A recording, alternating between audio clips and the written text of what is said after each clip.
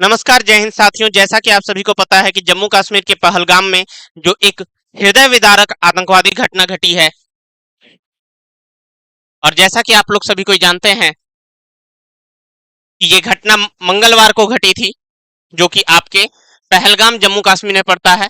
गुस्सा तो काफी ज्यादा आ रहा होगा, सभी का खून खौल उठा होगा। क्या किया होगा? ज्यादा से ज्यादा बहुत मन किया होगा, सोशल मीडिया में पाकिस्तानियों की रेल बना दी होगी, लंका लगाई होगी उनकी दो चार की। ठीक है, आज हम काफी डिटेल में जानेंगे इन सब पहलुओं पर और चर्चा करेंगे कि देश में आखिर चल क्या रहा है। देखिए, पहलगाम जम्मू कश्मीर के बैसरन घाटी में बिलोंग करता है। 2:45 में यहाँ पे एक घटना घटती है। देख रहे हैं, इनकी नई नई शादी हुई थी और इसके पति को सामने में मार दिया जाता है। और पहले क्या होता था, पहले ज्यादातर आतंकी लोकल होते थे। ठीक है, यहाँ ध्यान दीजिएगा मेरी बातों को।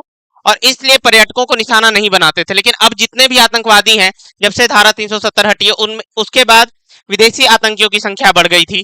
ठीक है, और आतंकियों ने पहलगाम की बैसरन में पर्यटकों से घूम घूम कर नाम व धर्म पूछा और करीब से मारी है गोली। ठीक है, यानी रोनाल्ड रेगन का एक स्टेटमेंट है, अमेरिका के भूतपूर्व राष्ट्रपति 1986 के टाइम पे रेडियो पर इन्होंने भाषण दिया था कि आतंकी कब अपनी नृशंसता को पार कर देते हैं, जब वो एक निहत्तों पर वार करना शुरू कर देते हैं। आर्मी लड़ती है, आर्मी के पास हथियार होता है, पर इनके पास कोई हथियार नहीं था, कुछ नहीं था, अपने सेफ्टी रीजन कुछ नहीं थे।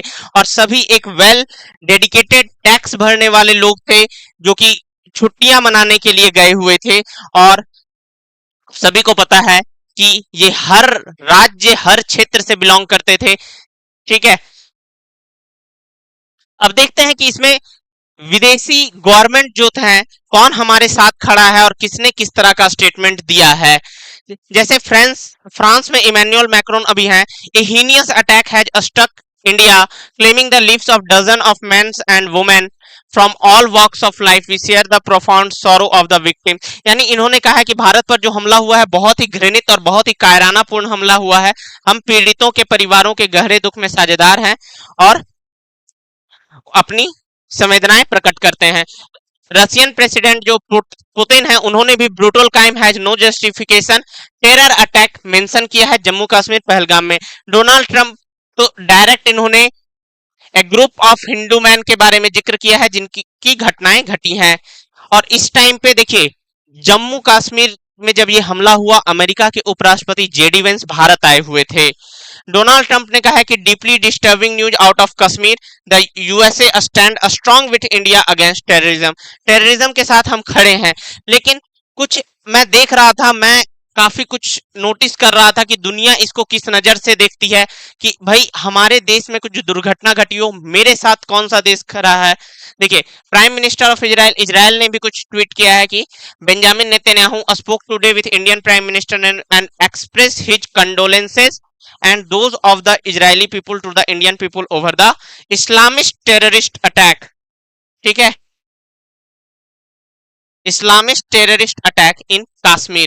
Israel will support India if there is a war post Pahalgam, team Netanyahu confirm. यानी अगर भारत के साथ कल को कोई वॉर जैसी भी दुर्घटना हो जाती है तो नेतन्याहू इसमें भारत का साथ देगा।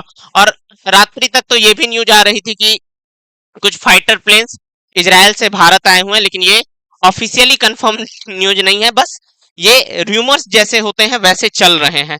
ठीक है, अब इजराइल का क्या मेंशन है आगे हम बताते हैं। और एक चीज और यहाँ पर आप ध्यान रखिएगा, जम्मू कश्मीर में लश्कर ए तैयबा से जुड़े आतंकवादी संगठन टीआरएफ ने जिम्मेदारी ली है। टीआरएफ ने इसकी जिम्मेदारी ली है, और टीआरएफ क्या है इस पर हम आगे चर्चा करेंगे। ठीक है, इसके बाद हम लोग देखते हैं कि इजराइल का देखो यहाँ पे बेनिफिट क्या है। इजराइल क्यों इतना इंटरेस्टेड है कि भैया वार जैसी सिचुएशन में भी हम आपके साथ हैं। देखो, ध्यान से समझना होगा पूरा सिनेरियो को। जियो पॉलिटिक्स में एवरी वर्ड मैटर करता है कि आप क्या शब्द बोलते हैं, किस कौन सा देश कैसे आपको बोल रहा है। ठीक है, एवरी वर्ड मैटर, ध्यान रखिएगा।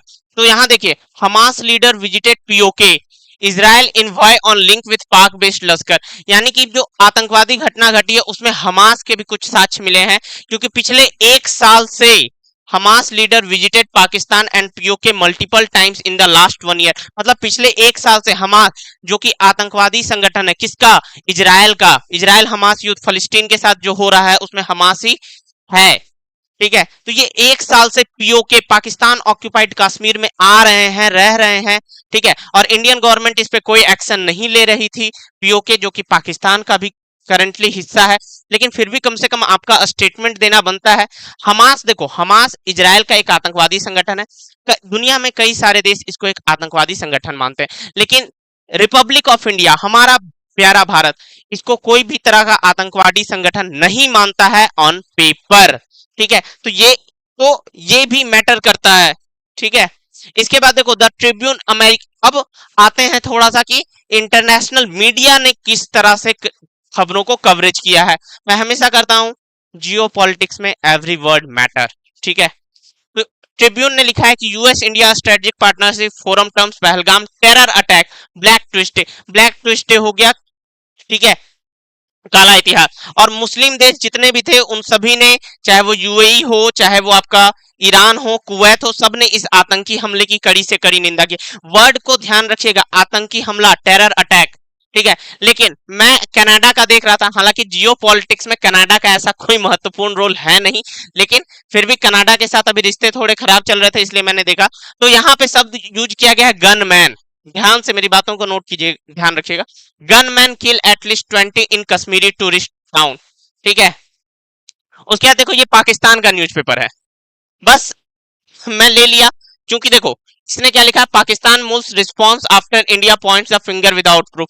मतलब हमने जो आपत्ति उठाई कि देखो तुम्हारे ही आतंकवादी थे, बोला कि इनके पास तो कोई प्रूफ नहीं, वही घिसा पिटा राग जो सदियों से इनका चला आ रहा है आतंकवाद को लेकर। अल जजीरा इस्लामिस्ट देशों के लिए बहुत ही, कह सकते हो आपकी महत्वपूर्ण न्यूज है, काफी कुछ लिखता है। इसका मैं देख रहा था, तो इसने लिखा है कि Pahalgam attack 26 people kill all man in Indian administrated Kashmir, gun man behind the attack. देख रहे हो, गन मैन, टेररिस्ट शब्द का प्रयोग नहीं किया, प्रयोग किसका किया है, गन मैन। इसके बाद बीबीसी ने भी गन मैन लिखा है। अभी देखते हैं, दिखाते हैं और कुछ न्यूज। न्यूयॉर्क टाइम्स ने मिलिटेंट अटैक लिखा है। देखो मिलिटेंट क्या होता है, मिलिटेंट का मतलब अगर आप देखोगे तो आपको तरह तरह के डेफिनेशन मिल जाएंगे।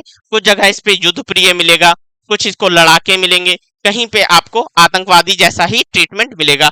लेकिन मैं बता दूं कि जियो पॉलिटिक्स में टेररिस्ट लिखना और मिलिटेंट लिखना दोनों डिफरेंस है। मिलिटेंट का मतलब वो भी होता है कि आप अपने, एक तरह से स्वतंत्रता सेनानियों को भी कई बार मिलिटेंट के जैसा शब्द का प्रयोग किया जाता है, ठीक है। क्यों मैं कह रहा हूं, आगे आते हैं। पहलगाम टेरर अटैक, देखो टेरर अटैक साफ साफ लिखा गया है। 26 people dead, several injured H home minister Amit Shah heads to Srinagar पहुंचे। ये एपी न्यूज, ये अमेरिका न्यूज है, ये भी। मिलिटेंट किल्स, मिलिटेंट, देखो मैं क्यों बोल रहा हूं कि ये शब्द मैटर करता है, क्योंकि देखो ट्रंप गवर्नमेंट स्लैम्ड मतलब होता है थप्पड़ मारना, ठीक है। न्यूयॉर्क टाइम्स और पहलगाम टेररिस्ट अटैक कवरेज, कि तुमने क्यों लिखा मिलिटेंट, देखो यहाँ पे मिलिटेंट को काट के टेररिस्ट लिखा गया है।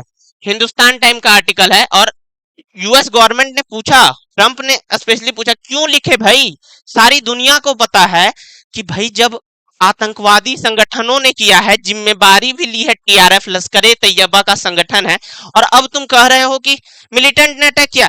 भाई फ्रीडम फाइटर घोषित कर दो इन लोगों को, हद मजाक है। अब देखो किस तरह के केसेस में आप लिख सकते हैं कि भाई ये जो घटना हुई है वो गनमैन ने की है। देखो आपको अबू कतल याद होगा, टॉप लश्कर तैयबा टेररिस्ट है, आतंकवादी है। Close add to Hafiz Saeed जो 26/11 आतंकवादी और कई सारे आतंकवादी हमलों का मुख्य गुनहगार है, उसको मारा गया है, ठीक है। अबू कतल को, हाफिज सईद के भी घायल होने की पुष्टि हुई थी। गनमैन इन पाकिस्तान, देखो पता नहीं ये अननोन गनमैन कौन है, ठीक है। हमेशा अभी भारत के जितने भी कुछ पिछले 6 मंथ से मैं बात करता हूं कि जैसे खालिस्तान वाला मुद्दा था, तो कनाडा में कुछ टेररिस्ट थे जो छुपे हुए थे, ठीक है। इसी तरह पाकिस्तान में था। तो अननोन गनमैन कोई है जो इंडिया के कातिलों को ढूंढ ढूंढ कर मार रहा है। नो वन नोज हु, ठीक है, कि ये गनमैन कौन है, ठीक है, बट ये कातिलों को मार रहा है, ठीक है। मैं एपीजे अब्दुल कलाम का एक बहुत बढ़िया कोट नोट करना चाहता हूं। अगर आप ये सर्च करोगे लाइन तो आपको हर जगह मिल जाएगा, चाहे इंस्टाग्राम हो, चाहे आप कोई भी सोशल मीडिया प्लेटफॉर्म यूज करते हैं। Religion is very personal affair, religion बहुत ही ज्यादा पर्सनल होता है, ठीक है, but we have to realise one thing, nation is always bigger than any other aspect in my country. मतलब कहने का यही है कि रिलीजन पर्सनल है, लेकिन देश से बड़ा कुछ नहीं है, देश से बड़ा कुछ नहीं है। कोई धर्म, कोई जाति, कोई भाषा, कुछ नहीं है। देश एक रहना चाहिए। देश सेफ है तो हम सेफ हैं, देश सेफ नहीं है तो हम भी सेफ नहीं है। ठीक है, और एपीजे अब्दुल कलाम कौन है, इनके बारे में हमें बताने की कोई जरूरत नहीं है, एवरीवन हु नोज।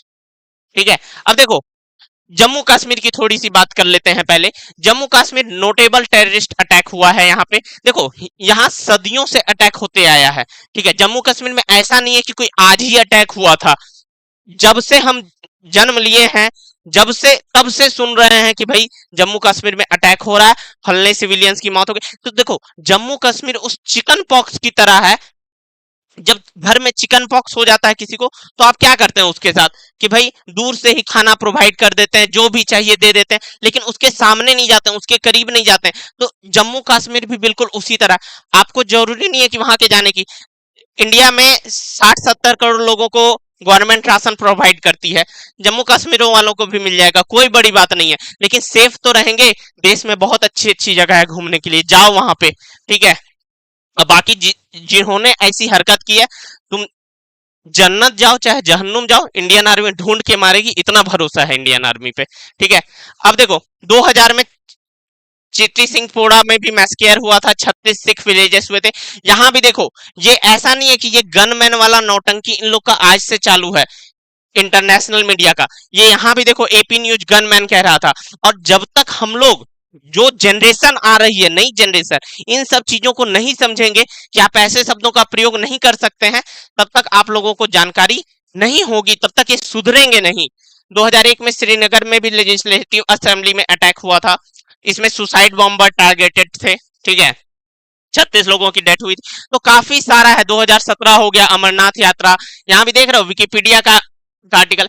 देखो मेरा मकसद यही है कि मैं आपको जो सोर्सेज है वो कंफर्म सोर्सेज से आपको इन सब चीजों की जानकारी दूं। AP news 2019 Pulwama attack, a suicide bombing killed 40 central reserve police force CRPF के 40 जवान की हम लोगों ने डेथ देखा था 14 फरवरी वाले टाइम पे। और अब नया 2025, यानी हर 5-6 साल में तो एक आतंकवादी हमला हो ही रहा है।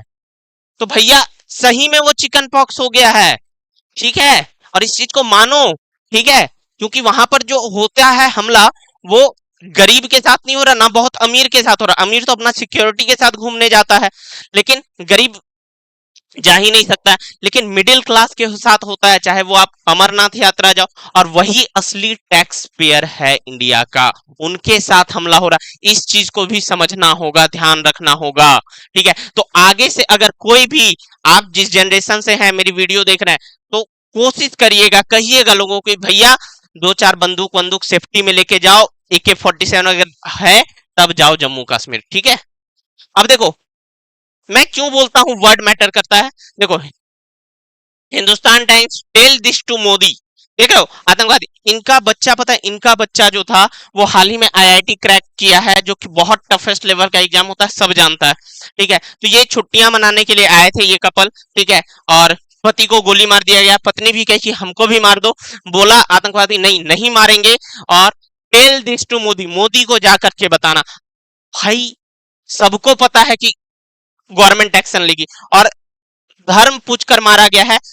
पता है जब पोस्टमार्टम के लिए गया था, मैं तो फोटोज भी नहीं दिखा सकता हूं, इतने हृदय विदारक फोटोज हैं, लेकिन आप सोशल मीडिया पे कहीं ना कहीं देखे होंगे, पैंट तक उतरा हुआ था लोगों का।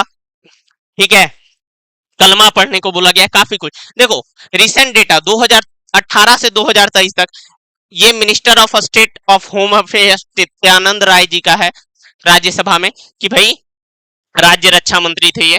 Jammu Kashmir experienced 791 terrorist incident between 2018 से 2023। भैया 5 साल में 791 हो गया है, काहे जा रहे हो। ठीक है, सोचने वाली बात है। 319 सिक्योरिटी पर्सनल की डेथ हुई है अभी तक, और 35 सिविलियन। और ये फिर से एक काला धब्बा, 22 अप्रैल कभी नहीं भूलने वाला दिवस बन जाएगा। ठीक है, देखो 2019 की बात करें एक, तो आर्टिकल 370 के हटने के बाद से ऐसा नहीं कि घटनाओं में कमी नहीं आई, कमी बहुत सारी घटनाओं में आई है। ठीक है। 70% डिक्लाइन हुआ है terrorism related incident in Jammu, ठीक है, एंड कश्मीर। और 81% रिडक्शन हुआ है सिविलियन डेथ एंड 48% डिक्रीज हुआ है। लेकिन भैया जब पता हो कि है, संभावना है, क्यों, वाई, मैं पूछना चाहता हूं अपने लोगों से, वाई? जन्नत जहां है वहीं डेथ भी है, ठीक है। वाइल कंपेयरिंग डेटा 1947 अनअवेलेबल, ठीक है, चलो कोई नहीं, काफी सारा। देखो ये जम्मू कश्मीर का मैप है। देखो ये वाला रीजन आज भी पीओके को बिलोंग करता है, ठीक है, पाकिस्तान ऑक्यूपाइड कश्मीर को, ठीक है। और ये वाला जो रीजन है, ठीक है, कश्मीर का और जम्मू का, ये हमारे कंट्रोल में है, ठीक है। तो यहीं पर हमला हुआ था और इसके चलते भारत ने क्या क्या एक्शन लिए ये भी हम लोग देखेंगे। यहाँ पे ये किशन गंगा प्रोजेक्ट बनाया गया था, किशन गंगा डैम है ये, ठीक है, ये झेलम नदी के ऊपर है और यही अभी जम्मू कश्मीर हमारे पास बचा हुआ है वर्तमान में, ठीक है। और यही लोग घूमने गए थे, आतंकवादी हमला हुआ। देखो सबको पता है कि बिना लोकल के सपोर्ट के ऐसा हमला करना असंभव है, क्योंकि भैया जब आर्मी तक को नहीं पता है, पुलिस तक को नहीं पता है कि वहां पर लोग पहुंचे हुए हैं, कोई लोकल ही तो जाकर के खबर किया होगा, ऑब्वियस सी बात है। और देखो मैं एक वीडियो दिखाना चाहता हूं आप लोगों को, इस वीडियो को देखने के बाद आपके पास क्लियर हो जाएगा कि ये पाकिस्तान आर्मी, पाकिस्तान की जनता, चाहे अभी नया उनका नल्ला एगो पैदा ले लिया है नया बांग्लादेश, ठीक है। तो उस यहाँ की मानसिकता क्या है, इस वीडियो को देखिए जरा आप लोग, ठीक है। पाकिस्तान की कहानी अपने बच्चों को जो है आपने जरूर सुनानी है ताकि वो पाकिस्तान की कहानी ना भूलें। Well, our forefathers they thought that we are different from the Hindus in every possible aspect of life. Our religion is different, our customs are different, our traditions are different, our thoughts are different, our ambitions are different. That was the foundation of the two nation theory that was laid there. That we are two nations, we are not one nation. So because of that, our forefathers they struggled, mounted that incessant struggle to create this country. Our forefathers they have sacrificed immensely, and we have sacrificed a lot for the creation of this country. And we know how to defend it. My dear brothers and sisters and sons and daughters, please don't forget the story of Pakistan. And don't forget to narrate the story of Pakistan to your next generation so that their bond with Pakistan, it never weakens. Whether it is the third generation or the fourth generation or the fifth generation, they know that what Pakistan is for them. आज तक इंसानियत की तारीख में सिर्फ दो रियासतें हैं जो कलमे की बुनियाद पर बनी हैं। पहली जो थी उसका नाम है रियासत तैयबा, क्योंकि तैयबा जो है वो नबी करीम सल्लल्लाहु अलैहि वसल्लम ने उसको नाम दिया था। और जबकि कुरान में उसका नाम है यसरब, या अहले यसरिबा ला मुकाम लकुम फरजिउ, ये कुरान में नाम है उसका, जो आज इसको मदीना अल मुनव्वरा कहा जाता है। और दूसरी रियासत जो है वो उसके 1300 साल के बाद अल्लाह। अब देखो इस वीडियो में आपने देखा कि कितनी घटिया सोच हो सकती है एक लीडर की, एक लोगों की। यानी भाई तुम, तुम्हारा मकसद और कुछ नहीं है, तुमको कुछ नहीं चाहिए जीवन में, तुम्हारे पास खाने को कपड़ा, खाने को आटा नहीं है, कपड़ा नहीं है पहनने को ढंग से, ठीक है, लोग तुम्हारे यहाँ भूखे मर रहे हैं, आटा का दाम 200 रुपया प्लस किलो है, टमाटर 300-400 बिकता है। भाई शेयर मार्केट नाम का चीज ही नहीं है। कोई अगर लाहौर वगैरह में कोई मान लो मॉल वगैरह भी खोल देता है, रातों रात वो मॉल लूट लिया जाता है। यानी जिंदगी के नाम पे तुम लोग कीड़े मकोड़े की जिंदगी जी रहे हो और तुम पंगा लेने चाह रहे हो भारत से। हाँ? भैया चंद्रमा पे पहुंचने वाला ना भारत, अभी दुनिया का सदर्न पॉइंट पे पहुंचने वाला दुनिया का पहला देश बना है, ये हमारी बात है। कोई भी सेक्टर ऐसा ले लो जिसमें भारत वाले पाकिस्तान वाले भारत वाले से compete कर सके, नहीं कर सकते हो, असंभव है, ठीक है। लेकिन फिर भी तुम लोग पीछे पड़े हो, नहीं भारत को हटा देना। देखो इसके पीछे भी एक खास मकसद है, ठीक है, अभी बताते हैं पूरी चीजें। देखो इंडस जल संधि, देखो आप सभी ने सुना होगा कि इंडस ट्रीटी जो जल संधि हुई थी भारत ने और पाकिस्तान के बीच में 1960 में, ठीक है, जिनके बीच भारत के प्रधानमंत्री जवाहरलाल नेहरू, ठीक है, और पाकिस्तान के राष्ट्रपति अयूब खान, ठीक है, 1960 में हुई थी कराची शहर में। एग्जाम पॉइंट ऑफ व्यू से भी थोड़ा इंपॉर्टेंट हो जाता है बट, और वर्ल्ड बैंक ने इसके बीच में मध्यस्थता की थी, ठीक है। अब देखो इस संधि में हुआ क्या था, ठीक है, भारत और पाकिस्तान के बीच सिंधु नदी और उसकी सहायक नदियों के जल के बंटवारे को लेकर विवाद को शांतिपूर्वक हल करना था, ठीक है।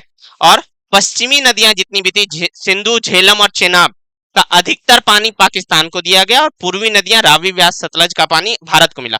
इसके तहत मैं बता दूं 80% पानी पाकिस्तान को जाता है और 20% पानी मात्र इंडिया को मिलता है, ठीक है। बोलोगे सर इतना बड़ा गलती कैसे हो सकता है? देखो, उस टाइम पे थोड़ा सा माहौल भी ऐसा था कि नेहरू जी को बारे में बोला जा रहा था, नोबेल पुरस्कार दिलवा दिया जाएगा, नोबेल शांति पुरस्कार, आप ये वाला ट्रीटी करवा दो। और विदेशी तो विदेशी हैं, कभी ढंग का करते नहीं है, ट्रीटी भी साइन करवा लिए, शांति पुरस्कार भी नहीं मिला। ठीक है, तो इसी ट्रीटी को रद्द किया गया है। ठीक है, अब देखो ट्रीटी को कैसे रद्द किया गया, ये एकदम ऑफिशियल डेटा मैं आपको दिखा रहा हूँ। देवश्री मुखर्जी सचिव हैं, सेक्रेटरी हैं जल मंत्रालय के, जल शक्ति मंत्रालय। ठीक है, और इन्होंने एक पूरा डेटा दिया है कि दिस इज डिफरेंस। ठीक है, आप पढ़ सकते हैं, articles of the treaty read with annexure, this changes include significant. देखो, ट्रीटी संधि साइन होती है, टूटती है, बिगड़ती है, पुराने जो प्रधानमंत्री रहते हैं उन पर देखा जाता है कि हाँ भाई क्या इन्होंने सही फैसला लिया था। ऐसा होते रहता है, चाहे यूरोप हो चाहे अमेरिका हो, कोई भी देश अपने नए जो प्रधानमंत्री या राष्ट्रपति होते हैं उनके अनुसार ये फैसले लेते रहते हैं। ठीक है, कोई इसमें अलग चीज नहीं। और ये भेजा गया है मिस्टर सैयद अली मुर्तजा को, जो ministry of water resources Pakistan Islamabad के हेड है। तो जो वहां की जनरेशन थी जेनजी, वो लोग बचपन से सुनते आएगी कि हाँ खत्म कर देगा तो क्या होगा, खत्म कर देगा क्या होगा, हम लोग पास परमाणु बम है। भैया, ट्रीटी खत्म होने से युद्ध नहीं शुरू हो जाते हैं। ठीक है, लेकिन अगर तुमको लड़ने का बहुत मन है, आओ, और इंडियन आर्मी तो तुम्हारी रेल बनाएगी ही बहुत बढ़िया से।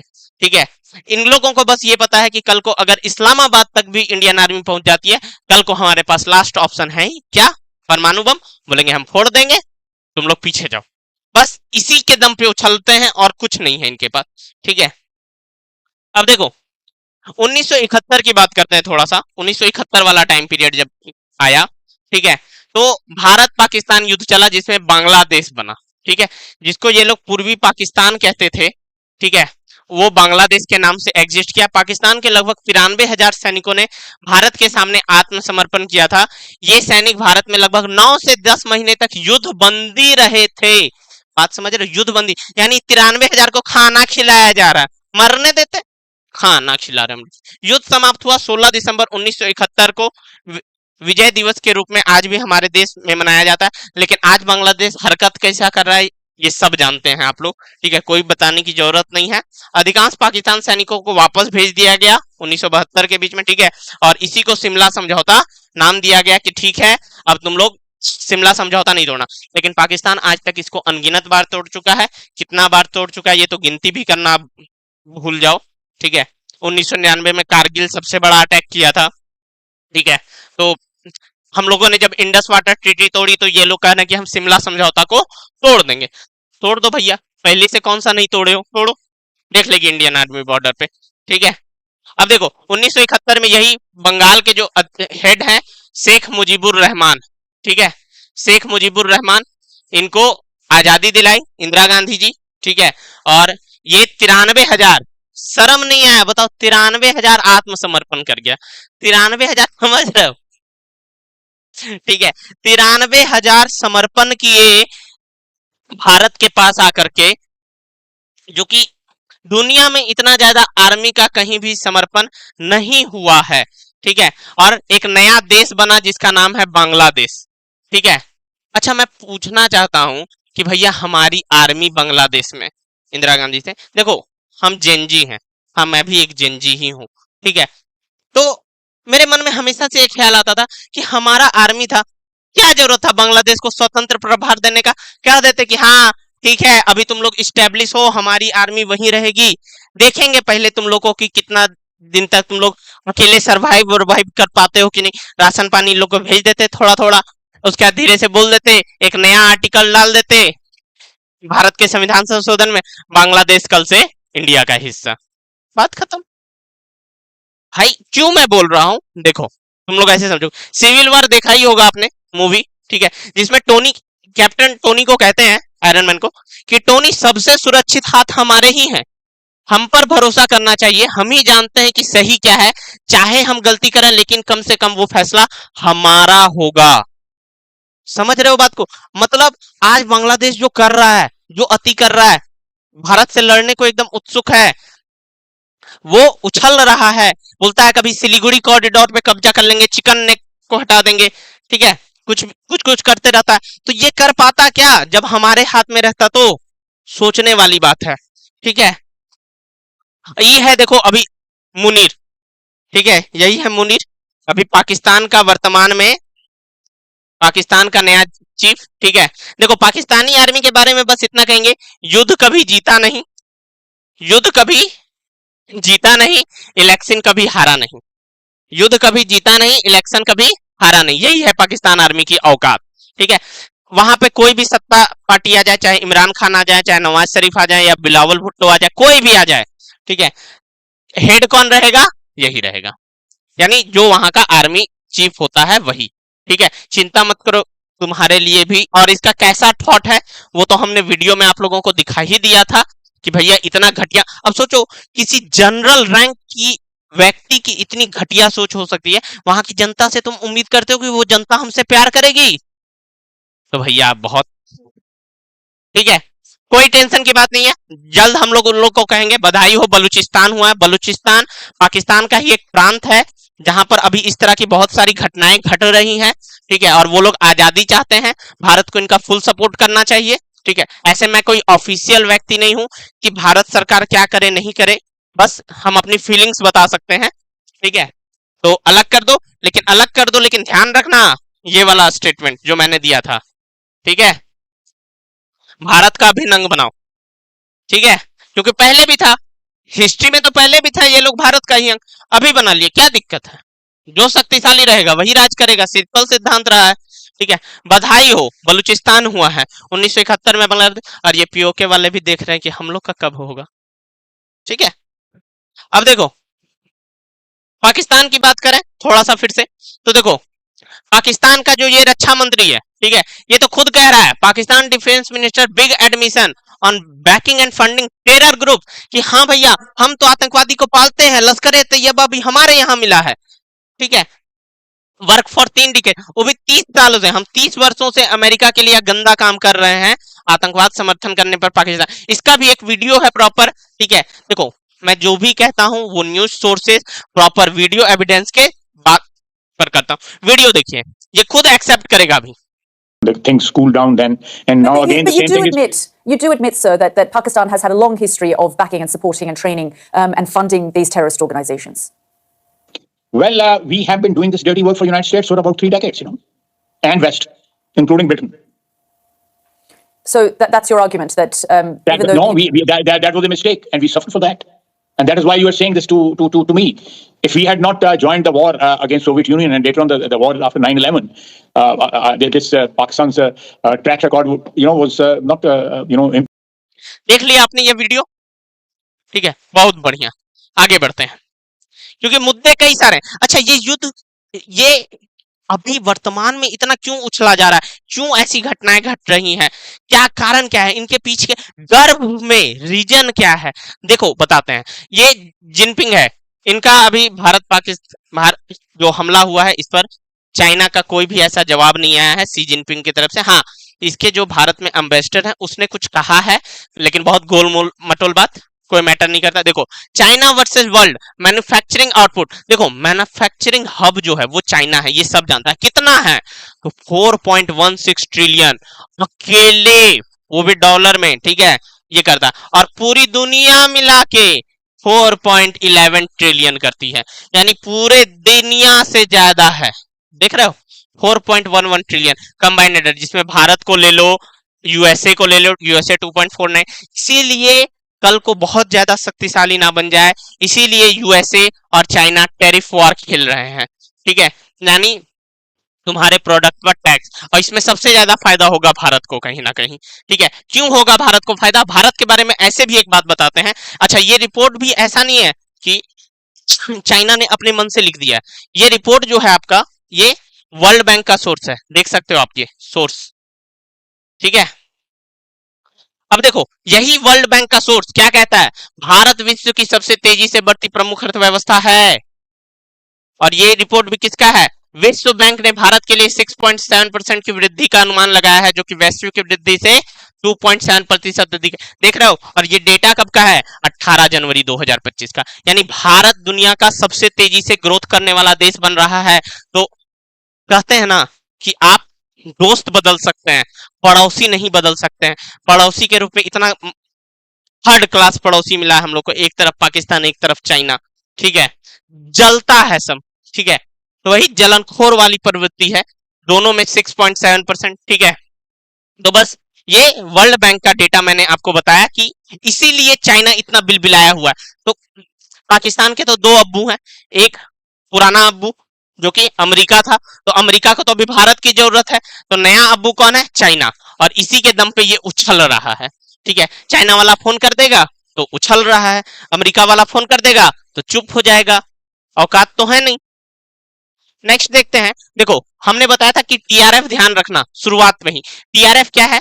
द रेसिस्टेंस फ्रंट के नाम से है, the resistance till victory, in the name of Allah the most gracious and the most merciful. Merciful रे चुट्टा, तुमको तो क्या ही बोले, शिक्षक बन गए, अब शब्द भी नहीं बोल सकते हैं, ठीक है। अब देखो यहाँ पे अगर आप इसका नक्शा देखोगे ना, तो यहाँ जम्मू कश्मीर का मैप लगाया हुआ है, ठीक है। और ये अपनी बात से पलट गया, पहले कहा कि नहीं हम ही कराए हैं आतंकवादी हमला, लेकिन जब देखा कि इंडियन कितना कड़ा रुख अपनाया है, हम लोग को जिंदा भी ना छोड़ेगा कोई, ठीक है, तो ये क्या कह रहा है? The resistant front TRF unequivocally denies any involvement in the Pahalgam incident, यानी पहलगाम इंसिडेंट में मेरी कोई भी औकात थी ही नहीं, ठीक है। Any attribution of this act to TRF is false, hasty and part of orchestrated campaign to malign the Kashmiri resistance. Shortly after the attack in Pahalgam, a brief and unauthorized message was posted from one of our digital platform. यानी कोई आया, hack कर गया और post कर दिया, वाह रे वाह छुट्टा। After an internal audit, we have reason to believe it was the result of coordinated cyber intrusion A familiar tactic and Indian state is digital warfare. यानी कह रहा है कि इंडिया के साथ जो डिजिटल वारफेयर चल रहा है, यानी फोर्थ जनरेशन वॉर कहने का मतलब है इसका, नेक्स्ट जनरेशन वॉर, उसके तहत किसी ने अपने पॉलिटिकल गेन करने के लिए इस तरह का हमला कराया है। छोटा तोरा तो इंडियन आर्मी देख लेगी, हमको कुछ बोलने का जरूरत ही नहीं है। देखो नेक्स्ट जनरेशन वॉर किस तरह से होगी ये मैं बताता हूँ। देखो आप देख रहे हैं गवर्नमेंट ऑफ पाकिस्तान का लिखा हुआ हैंडल है, अकाउंट विथ हेल्प। भारत से अगर आप बिलोंग करते हैं तो आपको ये अकाउंट अब ट्विटर पे नहीं दिखेगा, ट्विटर का नाम बदल के अब एक्स हो गया है, तो एक्स पर ये अब आपको नहीं दिखेगा क्योंकि ये कंप्लीट बैन हो गया है। नेक्स्ट पे आते हैं, देखो अब थोड़ा सा नेक्स्ट जनरेशन वारफेयर को और अच्छे से समझते हैं। आप सभी ने एआई का नाम सुना होगा, चैट जीपीटी, डीपसीक, बहुत बढ़िया काम कर रही है, ठीक है। चलो थोड़ा सा देखते हैं। चैट जीपीटी की मैं बात करता हूँ, मैं काफी प्रयोग करता हूँ एआई वगैरह का।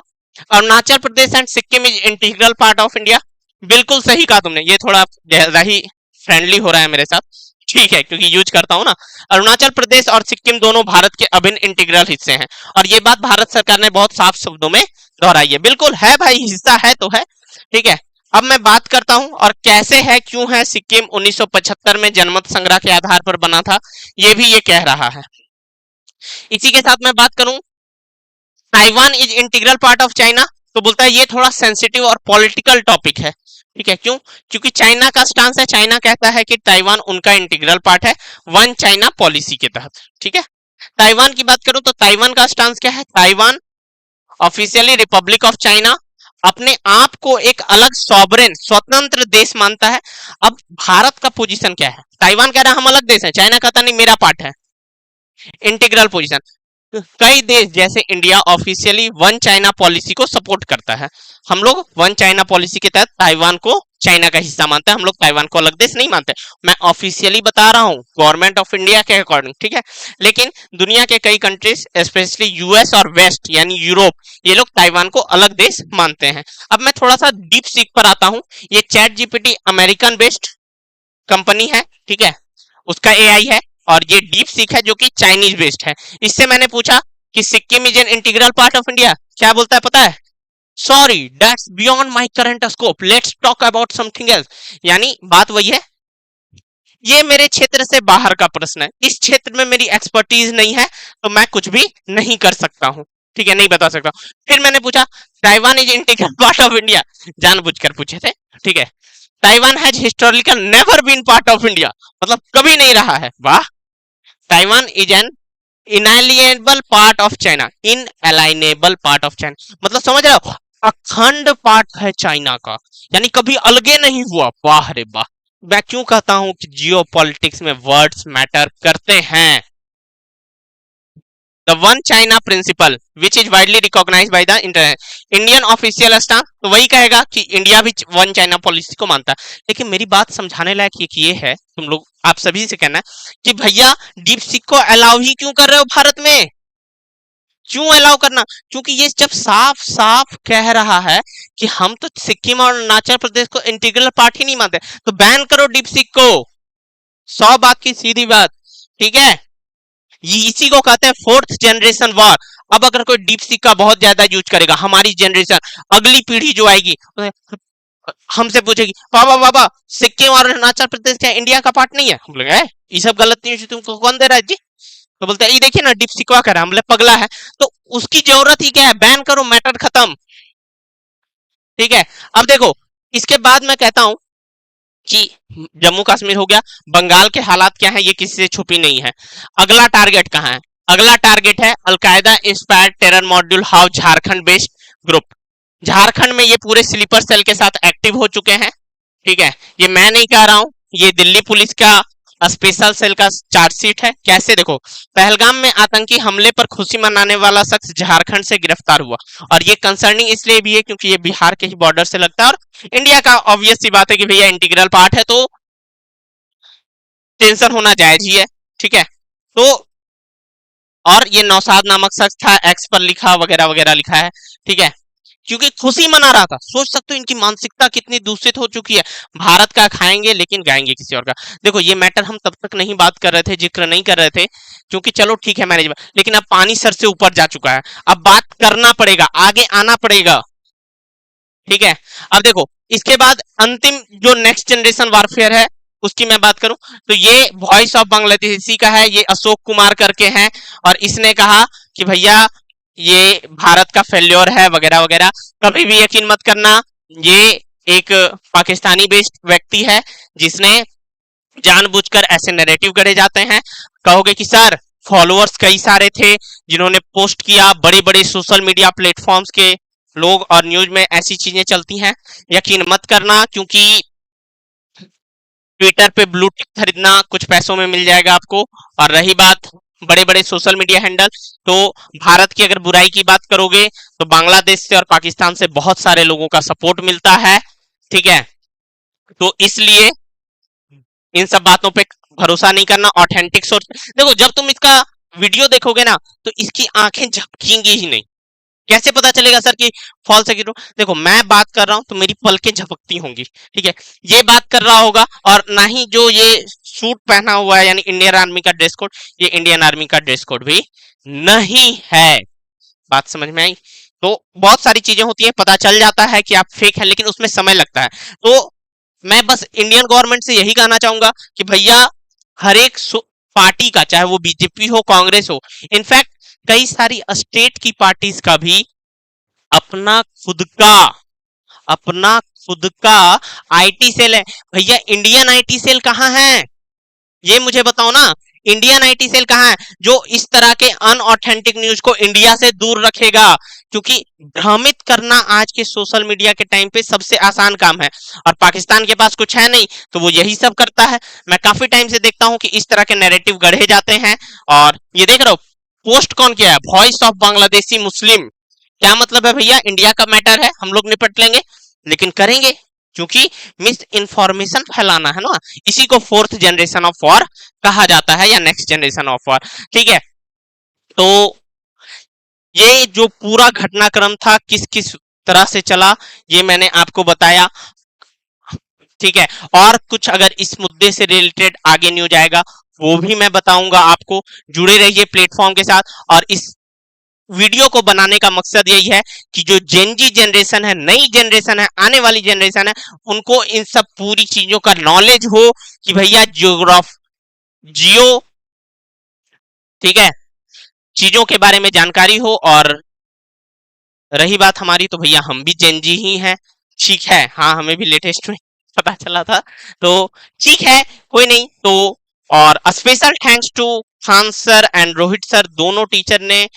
खान सर का जब मैं वीडियो देख रहा था तो काफी उन्होंने मोटिवेट किया था कि नए टीचर्स को आना चाहिए इन सब पर और वीडियो बनानी चाहिए।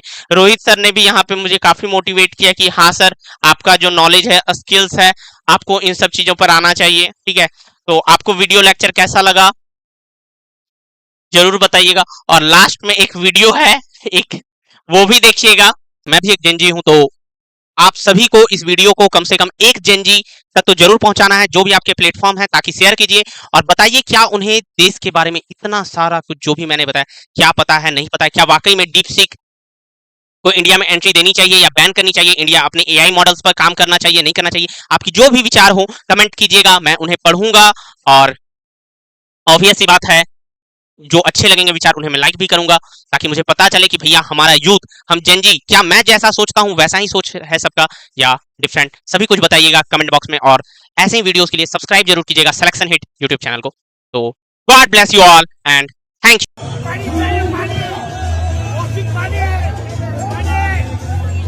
पानी नहीं है, पाकिस्तान पानी नहीं मिलेगा।